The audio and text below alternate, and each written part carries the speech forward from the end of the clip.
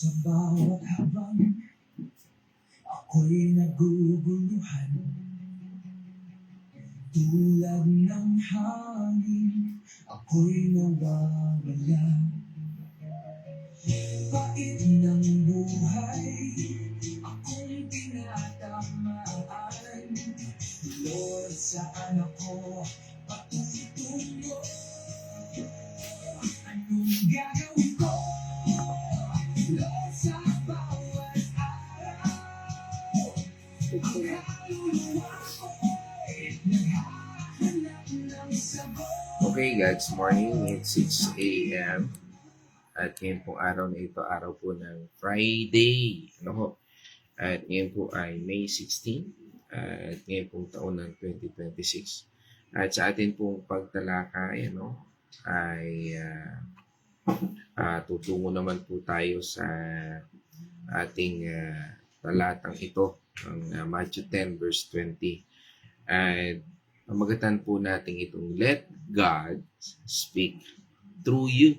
Ano nga ba ito? At bakit nga ba kinakailangang nating matutunan ang bahaging ito? At sa ating topic ito, nawa tayo po ay mapagpala ng ating Panginoon at tayo po ay magising ayon sa katotohanan ng ating Panginoon Diyos na may pagmamahal. At sa ating po pagsisimula, tayo po ay muli sasamahan ng aking partner para basahin ang talatang ito.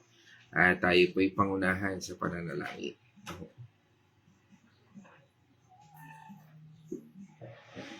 God's morning mga kapatid, tayo po ay babasa sa Mateo 10 verse 20.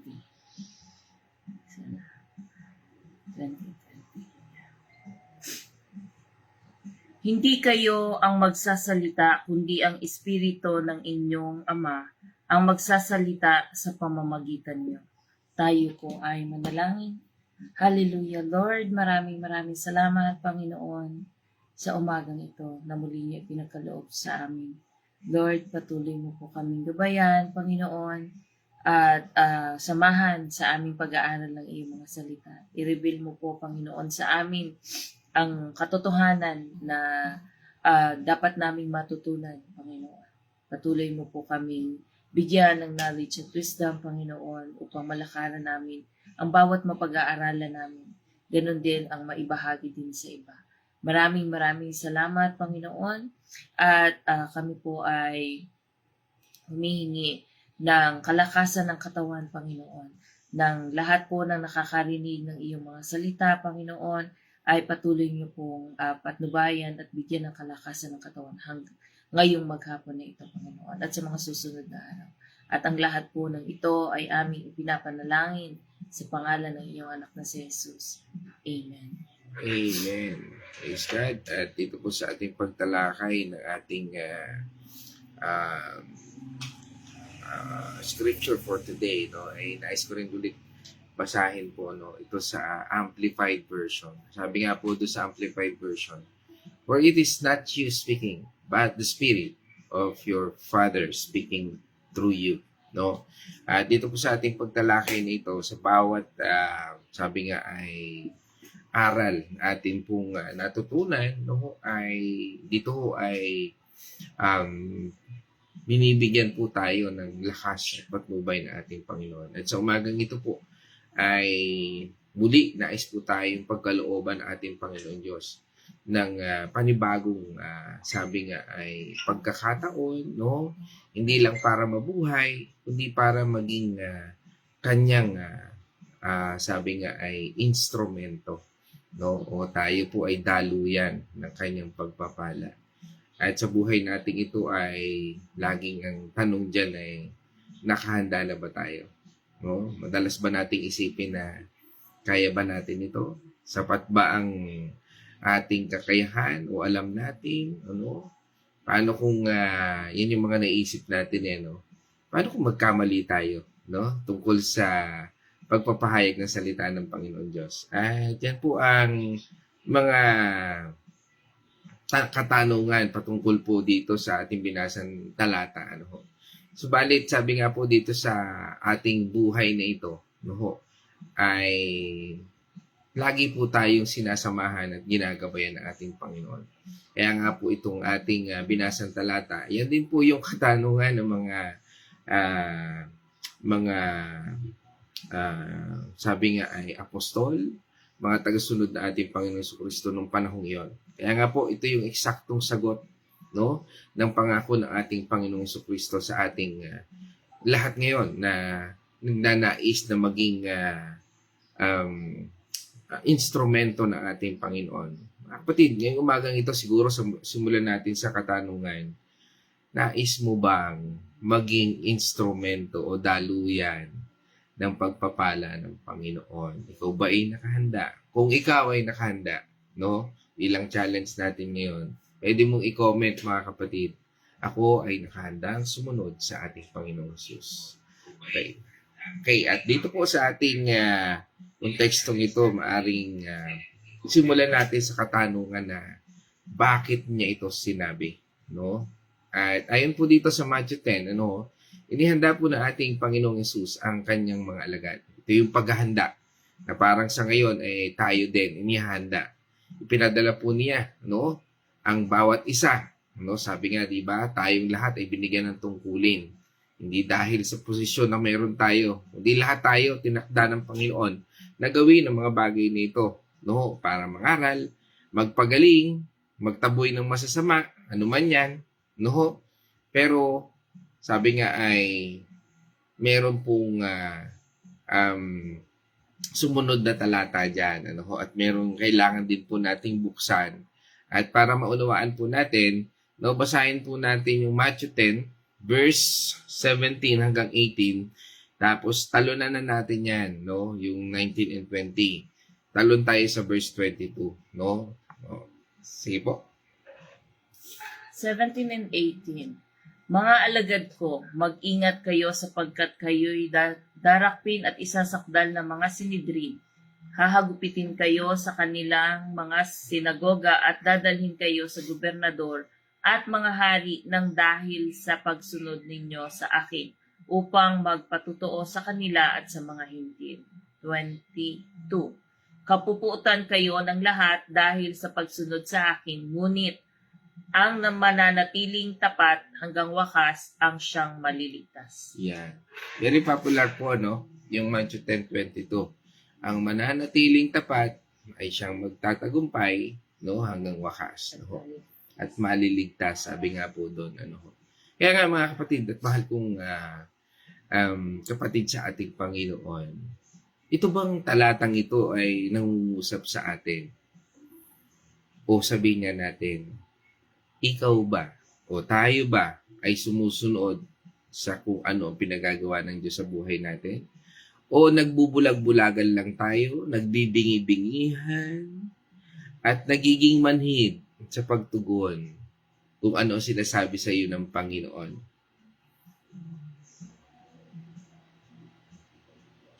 Isipin po natin ang mga tinawag ng Panginoon.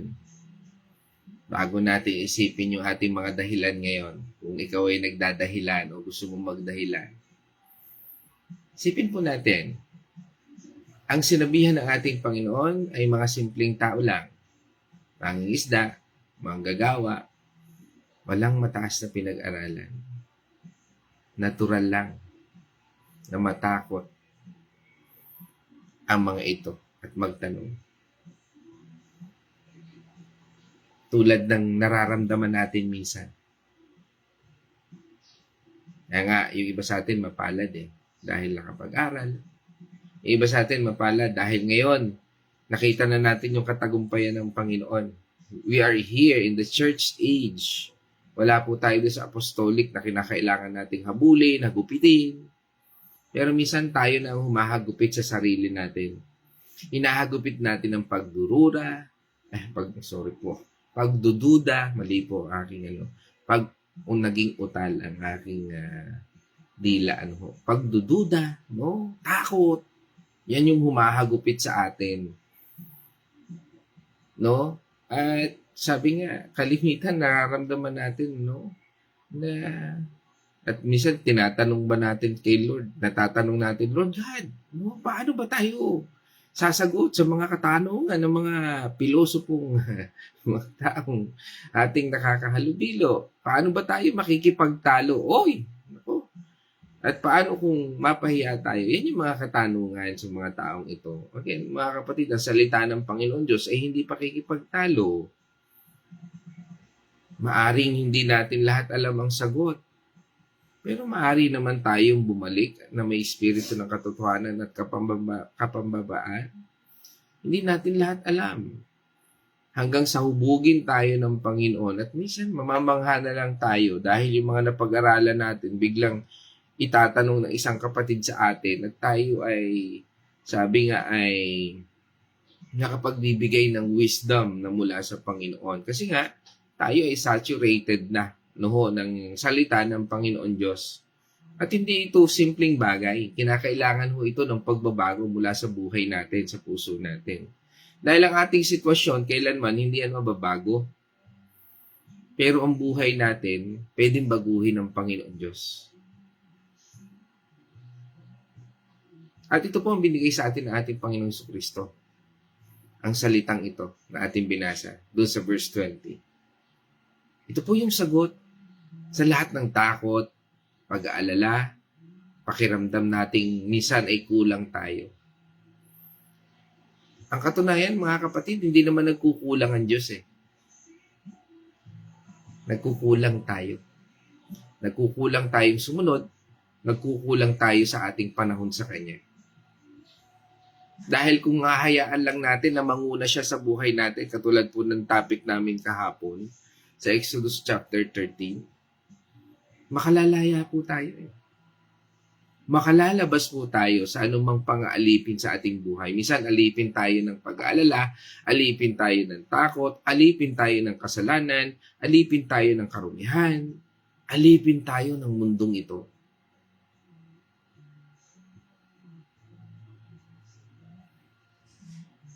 Kaya nga sabi ng Panginoon, di ba? Hindi kayo nagsasalita kundi ang Espiritu ng inyong Ama ang nagsasalita sa pamamagitan ninyo, sabi ng ating Panginoon Jesucristo.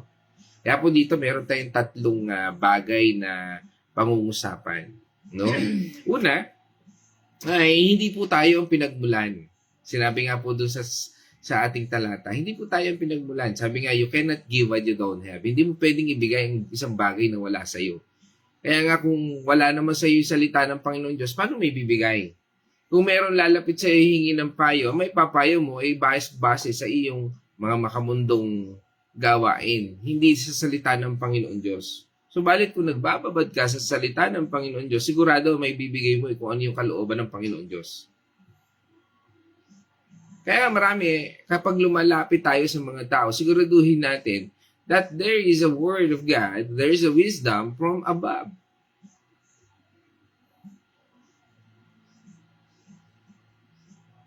Dahil malipit po, ang nilalapitan natin ay ang mga tao magbibigay lang sa atin ng pasakit o sabihin na natin ay kabigatan sa ating kalooban. At kung tayo man ang gagamitin ng Panginoon Diyos bilang daluyan ng kanyang salita, kung hindi ka babad sa salita ng Panginoon Diyos at lagi ka lang nananahan sa sarili mo, ibig sabihin, hindi ka naman nag-aaral ng salita ng Panginoon Diyos, hindi ka naman nagbabasa ng Biblia, bukod sa iyong pagbabasa, minsan ang sasabihin mo pa, Pastor, nagbabasa naman ako pero hindi ko maintindihan. Ba't di ka umaattend ng Bible study? Para maintindihan mo. Minsan ang daming dahilan ng tao, pero ang daming available. Sa totoo lamang po.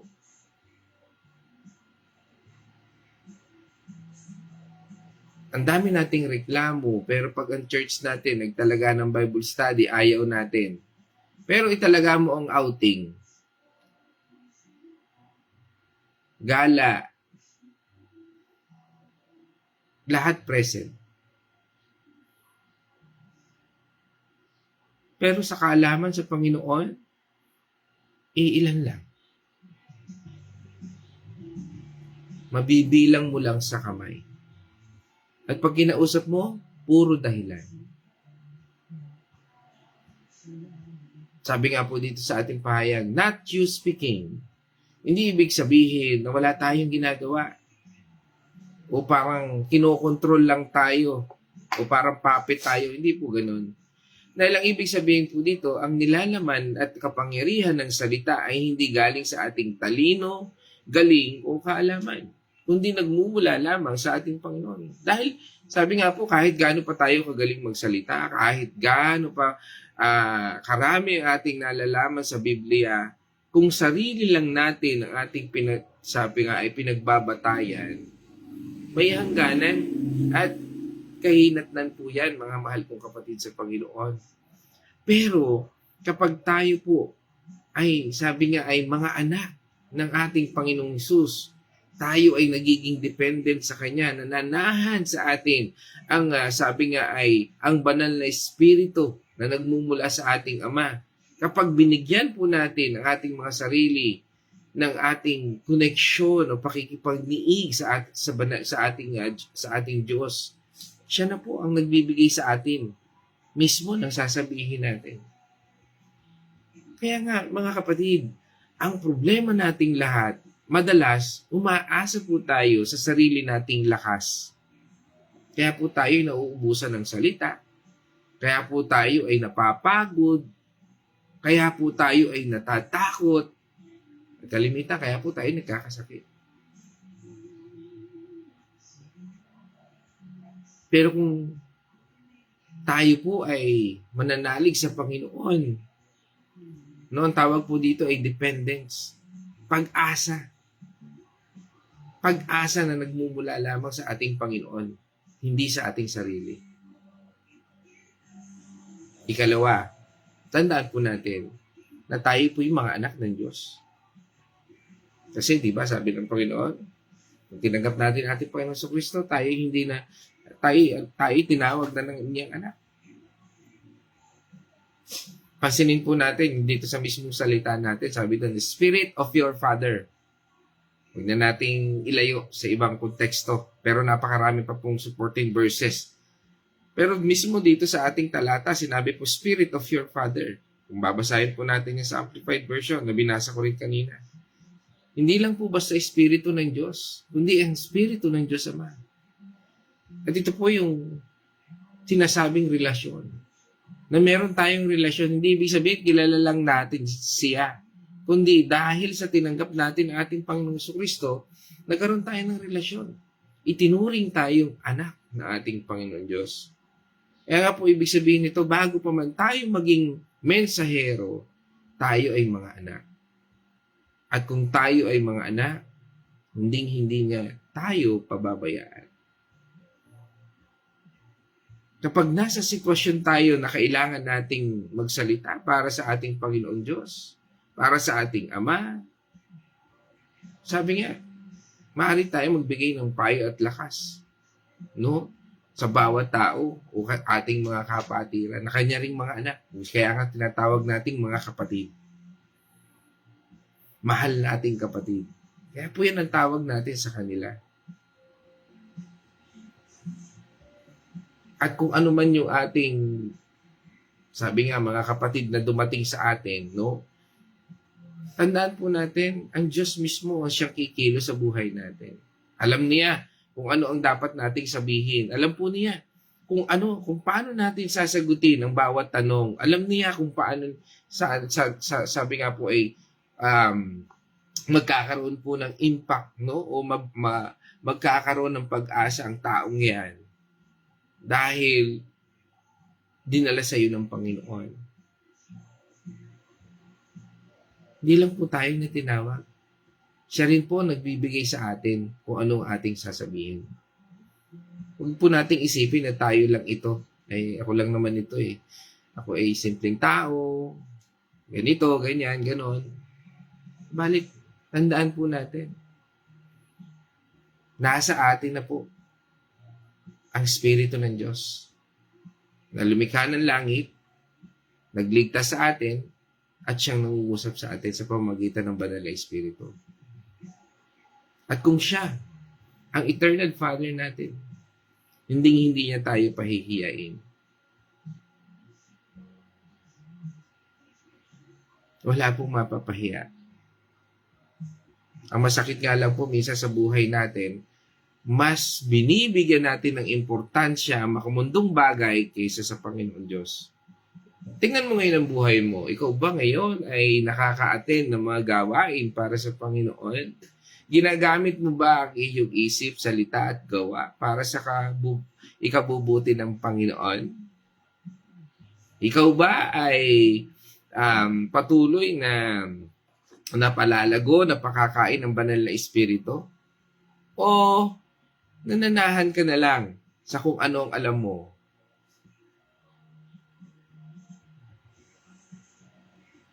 Hindi sa kung ano ang pinoprovide ng Diyos. Sabi nga ng Panginoon Diyos, bawat araw meron siyang pinoprovide sa atin eh.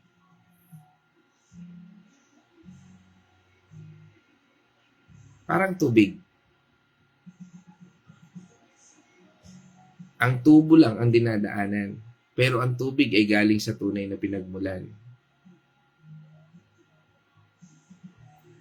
Kaya nga mga kapatid, ang mahalaga, bukas ba tayo? Yung bang tubo o tayo ba ay bukas? Wala bang nakabara dyan sa mga tubo natin yan? Malinis ba tayo? At ito yung pinaka-importante, nakakonekta ba tayo sa Diyos? Dahil kung wala po ang component na yan sa buhay natin, maaring nararanasan mo ngayon na parang natutuyuan tayo, nagkukulang tayo, hindi natin alam kung ano yung susunod at kung ano yung gagawin natin. Natatakot tayo. At ito ang katotohanan ng ating buhay bilang mga Kristiyano.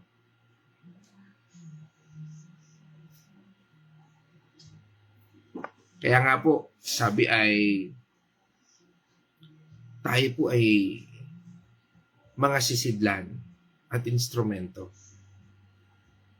Anong klaseng sisidlan ka ba ngayon? Bukas? Malinis? Konektado?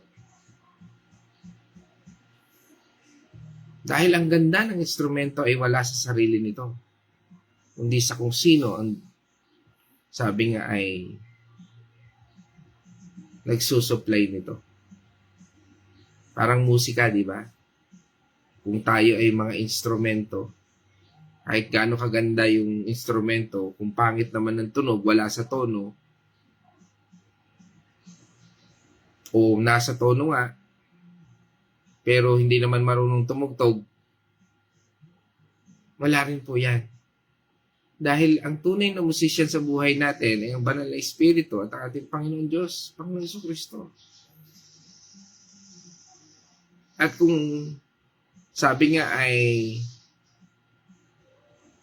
wala ang banal na espiritu at ang siyang tumutugtog sa ating buhay o ang espiritu ng Panginoon Diyos, yan po ay baliwala. Dahil ang tunay na lakas ay wala sa kung gaano karami ang alam natin, kundi kung gaano tayo nakakonekta sa ating Panginoon Diyos. Kahit kakaunti lang ang alam natin, basta ang banal na espiritu ang siyang kumikilos, may kapangyarihan po yan. Lagi nating tatandaan.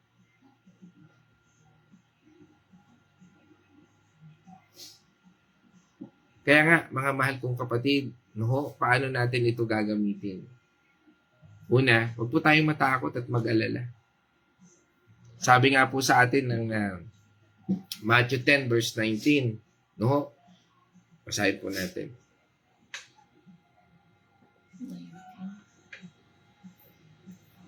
Sa pagkakataong iyon, huwag kayong mabahala kung ano ang inyong sasabihin o paano kayo magpapatotoo sapagkat ito'y kusang ipagkakaloob sa inyo. Amen. So, natin, huwag po tayong matakot. Sapat po ang nalalaman natin ngayon. Pero hindi po sapat ang maging tamad. Ano po ibig sabihin ng tamad? Yan po yung mga taong hindi umaattend sa gawain. Hindi umaattend ng Bible study. Hindi nagbabasa ng Biblia.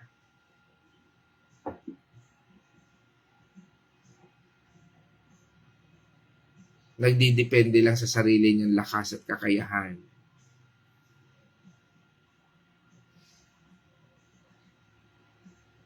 Ikalawa, maging handa at magamit tayo.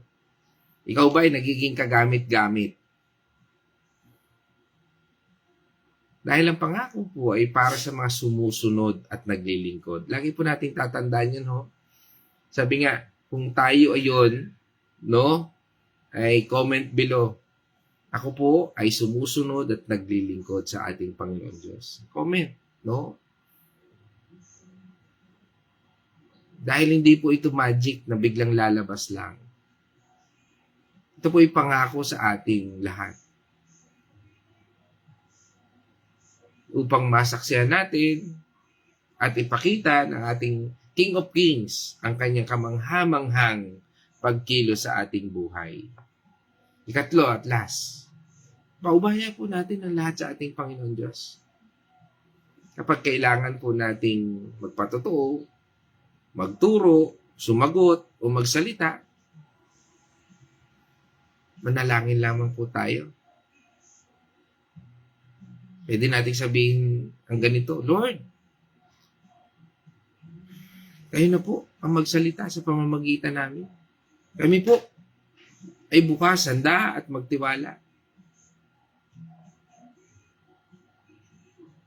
Magtitiwala po kami sa iyo, Panginoon.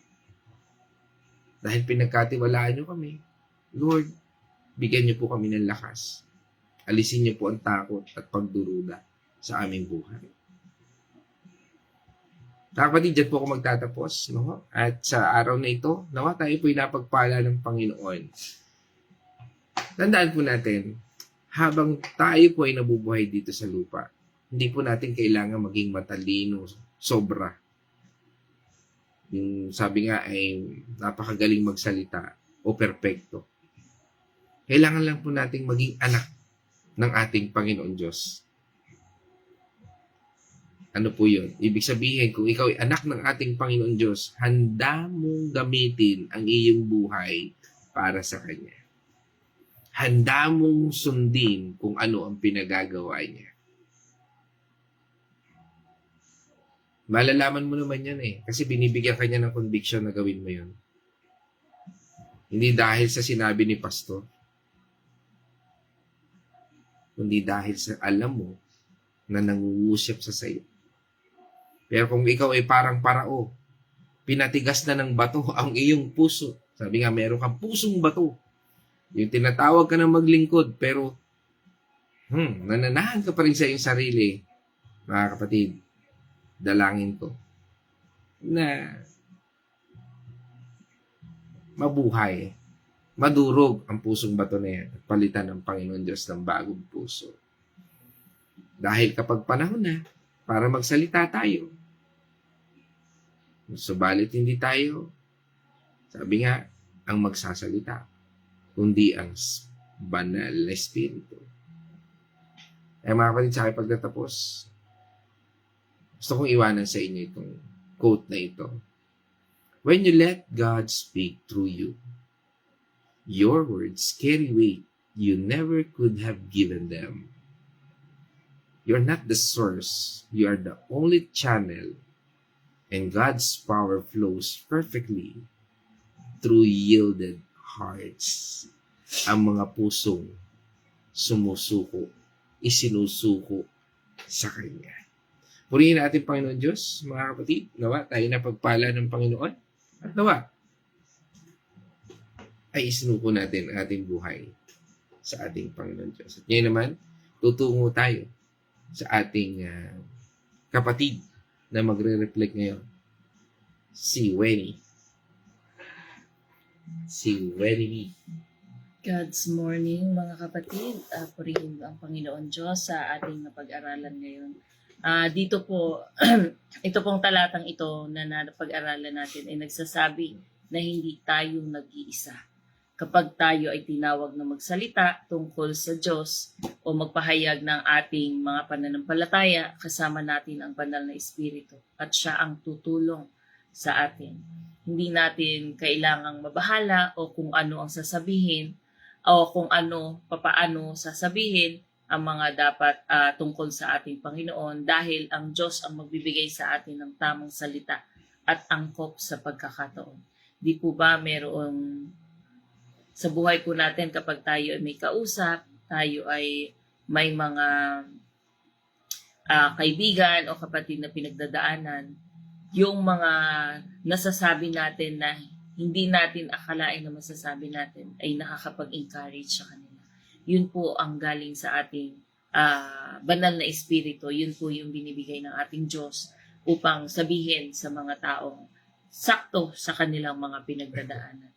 Hindi po natin yun sariling gawa, kundi gawa po yun ng ating Panginoon sa pamamagitan ng Espiritu na nasa atin. Hindi natin kailangang mabahala kung ano ang sasabihin.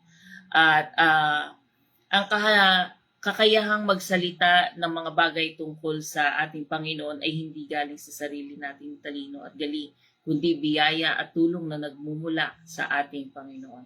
Ipinapaalala nito na dapat tayong umasa ng lubos sa ating Panginoon dahil siya ang tunay na gumagawa at gumagabay sa atin sa lahat ng bagay. Ipinapakita nito na handa ang Diyos na gamitin tayo at ibigay ang lahat ng kailangan natin upang matupad ang kanyang kalooban sa atin. Kung tayo po ay patuloy na mananahan at bababad sa presensya ng ating Panginoon, meron po tayong bala o sandata sa gawa ng kaaway at sa pag-share ng salita ng ating Panginoon at yung mga tamang salita at angkop ang maibibigay natin. Hindi yung mga payong sa kanto lang natin na nakukuha or sa sarili nating kaalaman. Hindi po yun ang gusto ng ating Panginoon. Gusto natin ng ating Panginoon ay tayo ay dumepende sa Kanya at hindi sa sarili natin. So yun lamang po. Maraming salamat and God bless po sa inyo. Okay. Purihin natin, Panginoon Diyos. At ngayon naman tayo po itutungo. Let's check sino yung nakikinig. No? Tingnan natin sa mga comment section nila. Meron nga ba? Oh, yan. Dito po sa ating unahan ng comment, tayo may panangunahan mula po sa Bulacan. Kasama po natin ngayon si Kuya Chris Artillaga. Yan, sa mapagpalang umaga po dyan sa Bulacan. At nais ko na rin batiin yung mga kapatid natin dyan. Mula sa, yan, si Nay Marta, yan, si Nay Gori, si Nay Lina, si Yasel at si Inigo. Isang mapagpalang umaga po sa inyo dyan, mga kapatid. No? Yan, sa pangunan ni Kuya Chris. At tungo naman tayo sa Villa Escudero. Kasama po natin si Nay Winnie Patual at pagbati natin sa ating mga kapatid dyan, kay Nay Winnie, kay Ate Lisel at ang buong pamilya. No? At nasundan po yan ng kapatid natin mula sa Makati, no? City. Yan. Kasama po natin si Sister Babe Rianzares. No? At pagbati na rin natin sa kanyang buong pamilya sa Bulacan, sa Vasquez, no? Family. Diyan sa Santa Maria, Bulacan. No? At yan, God's morning po sa ating lahat. Yan, at kasama rin po natin ngayon ang ating yan, si Nanay Remy Alinea mula po sa Dolores, Quezon. Pagbati po Nanay Remy sa inyong buong pamilya diyan sa Dolores, Quezon. Yan, at pagbati rin natin sa ating kapatid dito kay Sister Manilyn Mendoza. Isang mapagpalang umaga po sa inyo. Yan, pagpalain po kayo ng Panginoon Diyos at inyong buong sambayan. Ganun din po, no? Kay, sa ating kapatid dyan, kay Bernard Castillo Mandigma, no? Mula dyan sa Candelaria, Quezon. Yan, isang mapagpalang umaga, no? Sa ating lahat, no? At kasama rin natin from Pampanga, ang ating kapatid na si Cindy Mercado, no? At yan, isang mapagpalang umaga sa iyo at sa lahat ng ating mga kapatid dyan. Okay, at pagbati rin po natin, sanundan po yan ng ating kapatid, yan, si Wenny Mandigma, yan, kasama natin dito. Yan, ano ay nakahandang sumunod? Ako, na siguro ito yun. Sabi kanina, yan, si Wenny. Ako ay nakahandang sumunod sa ating Panginoong Hesus. Amen. So yun, meron sa ating nakinig at yung ating katabi rin. Purihin ng Diyos. Okay. At yan, kasama rin natin from Dubai, no? Si Maria Bonalos, isang mapagpalang umaga sa iyo. At Ganun din sa yung mga kapatid dyan sa Dubai, no? At nasundan po yan mula from South Meadows. Kasama po natin ang Andal Artillaga Pamilya sa pag-uuna ni Pastora Pe sa mapagpalang umaga po sa inyong lahat, no? Diyan sa inyong buong sambayan, Pastora Fe. Yan. At kasama rin natin ang ating kapatid from, nabanggit natin ito kanina, si Ate Lisel, no? Yan. At kasama rin po natin at aking kapatid dyan sa Santa Rosa, Laguna, si Caroline Mercado. Pagaling ka din sa iyong sakit, no? At pagbati rin natin sa aking anak, no, na si Casey, na nandyan. At syempre kay Kyle, na nasa Batangas. At sa aking mga pamangkin, no, kay Princess, kay Shai, kay Jello, kay Carl, no, kay CJ, at kay Sia, no? At tungo naman tayo dito sa Barangay Santo Niño. Kasama po muli natin si Nanay Josephine Marana, isang mapagpalang umaga po, Nanay Josephine. Yan. At kasama rin po natin, no, from Dolores, Quezon, si Tatay Victor Dalangin. At syempre, pagbati na rin natin kay Nay TC Dalangin sa mapagpalang umaga po sa inyo. Yan. At from Rodriguez family naman dito sa San Pablo City, kasama po natin si Brother Greg, no? God's morning, kapatid. Yan. At okay. So, okay. Sabi dito, God doesn't always require perfect words and gusto niya ng willing heart. Okay. So, anyway. So, salamat sa aking asawa na nag-comment ayon doon sa ating pinaksa ngayon, no? At nawa tayo po ay patuloy na mabago na ating Panginoon. Patuloy po tayong sumunod. Huwag matakot, mga mahal kong kapatid sa Panginoon. At nawa ay tumatak po sa atin ang ating pag-aaral na ito. At ngayon pong araw na ito, kami po ay magpapaalam muna, no? At let's see, no, kung ano ang susunod, no?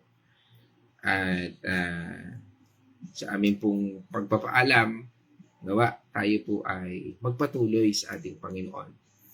At yung araw po na ito, no, ay sabi nga ay sa ating pagtatapos, no, ay tayo po ay manalangin. O manaming banal na makapangyarihan, banal na Espiritu at aming Panginoon at pagligtas. Nagpapasalamat po kami, Panginoon. At muli, Panginoon, binahagi mo, Panginoon, ang salitang ito upang hindi kami matakot sa anumang bagay na aming kinaharap, Lord. Kami po ay nagtitiwala, Panginoon, na ang bawat kilos salita ay bahagi, Panginoon, ng iyong pagbibigay at pagmamahal sa mundong ito upang iligtas ang bawat naliligaw, Lord, at bigyan mo po kami, Panginoon, ng lakas na nagmumula lamang sa iyo. Lord, kami po ay nagtitiwala, Lord, especially, Lord, sa lalapit na operasyon ng aking surgery, ng aking asawa, Lord, bukas, Lord, at kami po ay nagtitiwala sa iyong gawa ng iyong mga kamay, Lord, sa buhay ng mga taong gagamitin mo, Panginoon. Patuloy na dalangin namin ang patuloy na pagkakaloob mo ng lakas, patnubay at kamay. At sa lahat ng ito, Panginoon, kami po ay nagtitiwala sa iyong kabutihan. At sa lahat po, Panginoon, na may karamdaman, O Lord, ganun din na aking kapatid na si Caroline, O Lord, naniniwala po kami sa iyong kagalingan. Sa iyong patnubay at gabay, Panginoon, bigyan mo kami ng tamang direksyon, tamang way, Lord, not our way, but yours. Muli, sa lahat ng ito, salamat po, Panginoon. And this is our prayer. In the name of Lord Jesus Christ. Amen, amen. Mga kapatid, tayo po ay let us shout the shout of victory. Christ has died. Christ has risen. Christ will come again. And together, we are for Christ again. God's morning, everyone.